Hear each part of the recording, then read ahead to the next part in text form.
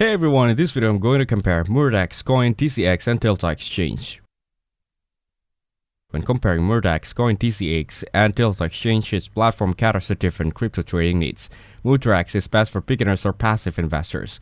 It lets you invest in pre-built crypto portfolios and trading pots without needing deep technical knowledge. It's simple and great for long-term strategies. Coindcx is one of India's largest crypto exchanges.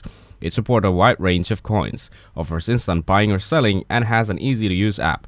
It's a solid choice for everyday trading and investing.